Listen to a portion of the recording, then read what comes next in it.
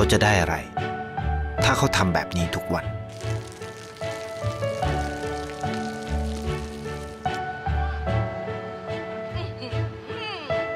เพิ่งจะมา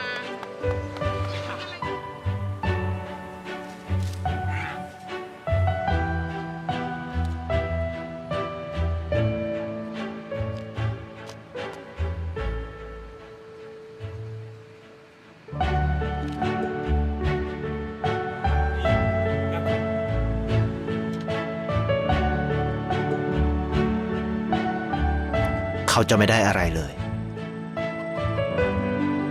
ไม่ได้รวยขึ้น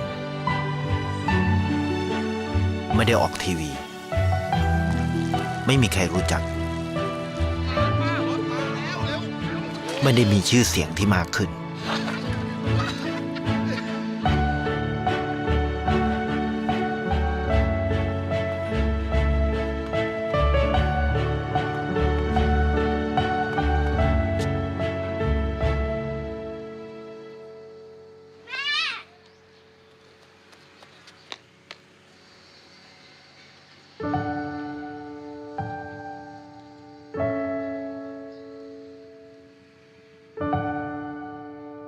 เพราะสิ่งที่เขาได้ คือได้แค่ความรู้สึก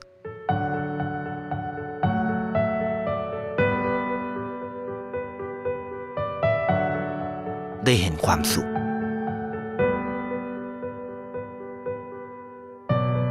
ได้เข้าใจ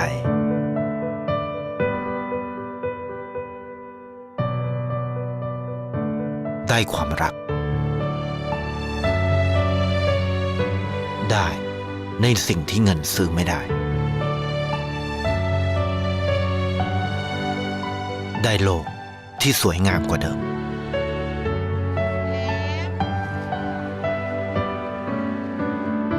ในชีวิตคุณ อะไรคือสิ่งที่คุณต้องการมากที่สุด ไทยประกันชีวิตเชื่อในความดี